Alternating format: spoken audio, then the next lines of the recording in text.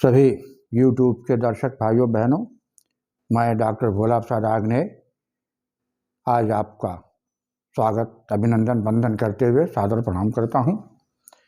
आइए आज मैं एक आपको पौराणिक लघु कथा सुनाने की इच्छा व्यक्त कर चाहता हूँ और जिससे मैं शुरू कर रहा हूँ। अभी कल आपने दीपावली का एक त्यौहार हर्षोल्लास के साथ मनाया, खूब पटाखे छोड़े।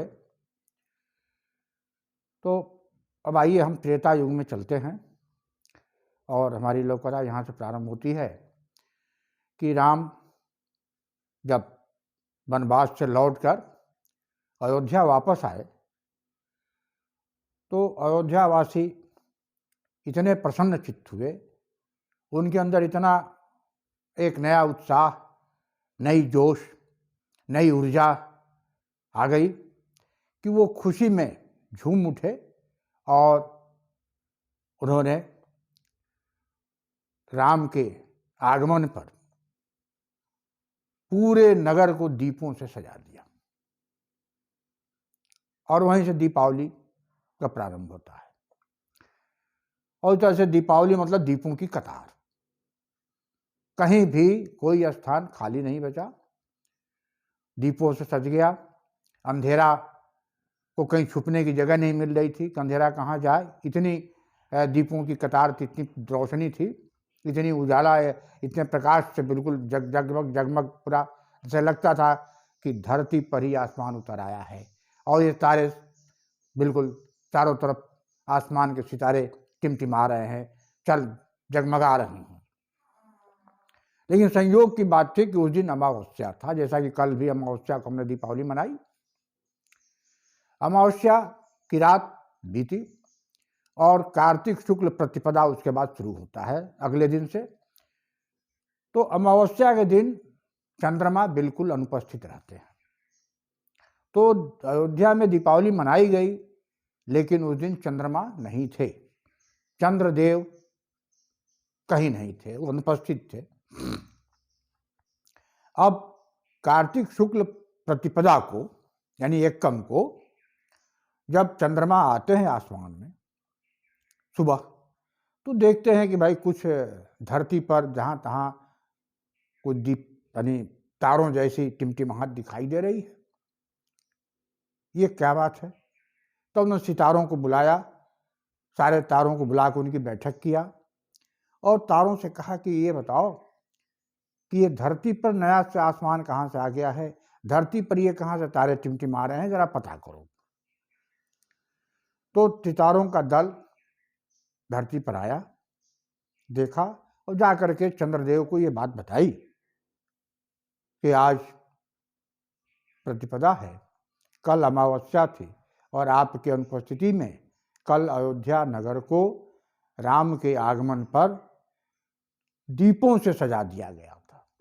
अब वो कुछ दीप बुझ चुके हैं, कुछ अभी जल रहे हैं, कुछ अध जले हैं और वो वही टिमटिमाता हुआ आपको आसमान से दिखाई दे रहा है।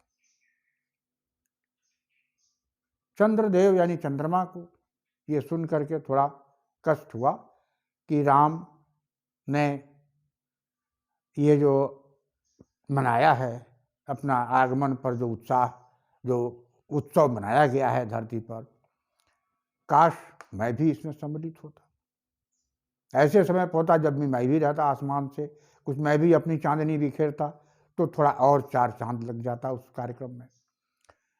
तो फिर वो चंद्रदेव आए राम के पास और राम से कहा कि हे महामहिम, महापुरुष, मर्यादा पुरुषोत्तम, आप 14 साल वन में रहे, वन में न दीपक था, न तेल था, न बाती थी, न कोई प्रकाश की व्यवस्था थी आपके लिए। वहाँ 14 वर्ष तक महीने में सिर्फ एक दिन मैं अनुपस्थित होता था, अमावस्या के दिन। बाकी 29 दिन,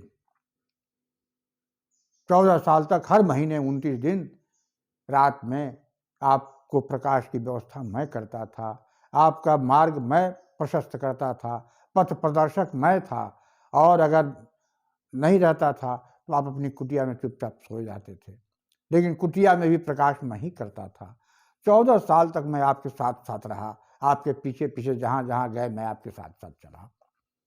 और जब आप वन से वापस आए हैं और आ करके यहाँ उत्सव का माहौल बना है, आप उत्सव मना रहे हैं, तो कम से कम एक दिन बाद किए होते, एक दिन आप विश्राम कर लेते, थकान मिटा लेते, उसके बाद ये उत्सव मनाया जाता, तो उसमें मैं भी सम्मिलित होता, आपके उत्सव में मैं भी थोड़ा कुछ आनंदित होता।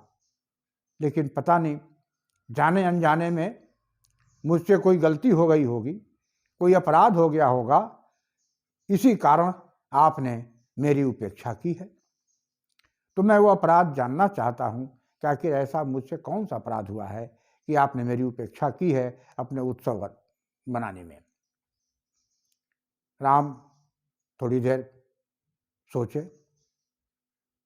और फिर उन्होंने कहा कि हे चंद्रदेव, आपसे न तो कोई अपराध हुआ है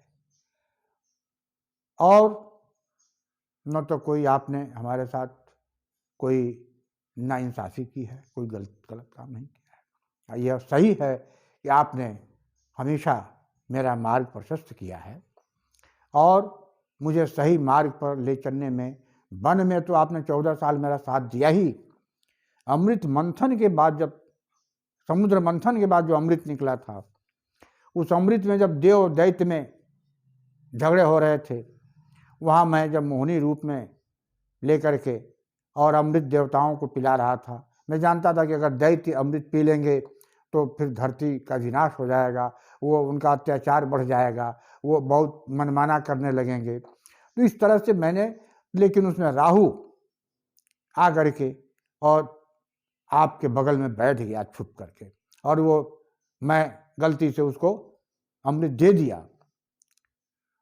तो उस वक्त आपने मेरी मदद की और आपने मुझे इशारा किया कि भगवान गलत हो गया, यह तो दैत्य में से उठ करके राहु आ गया, इधर पी दिया इसने। अगर आप नहीं बताए होते तो वो पी के निकल गया होता और फिर आज धरती का विनाश कर दिया होता। आपके बताने पर मैंने उसकी गर्दन काट दी और इस तरह से वह राहु केतु 2 हो गए जरूर, क्योंकि अमृत पी चुका था, मरा नहीं, लेकिन वह अत्याचार करने से रुक गया, उसका अत्याचार अनाचार धरती पर नहीं पनप सका। तो वहां आपने मेरी मदद की है। तो इस तरह से हमारी मदद करने वाले चंद्रदेव, चंद्रमा, मैं आपकी उपेक्षा नहीं कर सकता। आपने 14 साल मेरा साथ दिया, समुद्र मंथन के बाद मेरा साथ दिया है, तो ऐसी बात नहीं है। मैं थका मादा आकर के विश्राम कर रहा था और ये अयोध्या वासियों ने अपने मन से यह उत्साह में ये उत्सव मनाया है और दीपों से सजाया है और उसके बाद मुझे बताया है, इसलिए मैंने कहीं आपकी उपेक्षा नहीं की है। उसके अतिरिक्त मैं उसके बावजूद भी कह रहा हूँ कि अगर आपको लगता है कि मैंने आपकी उपेक्षा की है तो आप जो दंड देना चाहें मुझे दें, मुझे स्वीकार है। राम की यह बात सुनकर के चंद्रमा थोड़ी माई वो नॉर्मल हुए। उन्होंने कहा कि अरे महाराज, अब क्या करें, मैं आपको दंड दूंगा, ये कहाँ संभव है। मैं तो आपका सेवक हूँ और आपके सेवा में अपने को हमेशा समर्पित रखता हूँ। आप मुझे जो दंड देना चाहें दे सकते हो। तो राम ने कहा कि नहीं, दंड नहीं दे सकता।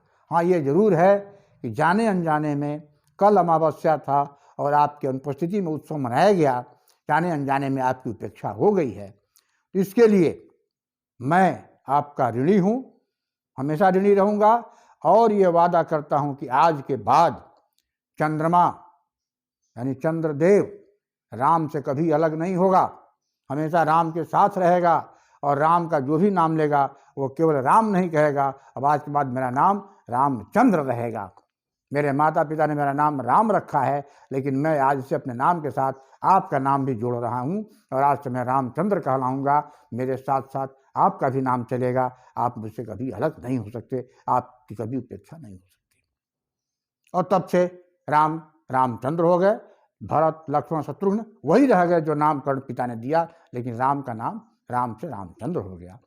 ये दोस्तों, ये आज की हमारी लघु कथा, पौराणिक लघु कथा है जो राम और चंद्रमा पर जुड़ा हुआ कि राम कैसे राम से चंद्र बने। और आज के एपिसोड में बस इतना ही।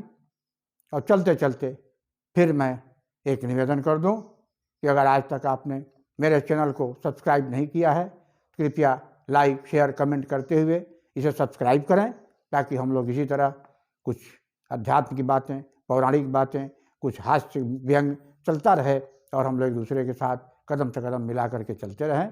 तो आइए, बस आज के लिए हमको आज्ञा दीजिए। अगले एपिसोड में फिर मुलाकात होगी। तब तक के लिए धन्यवाद, नमस्कार।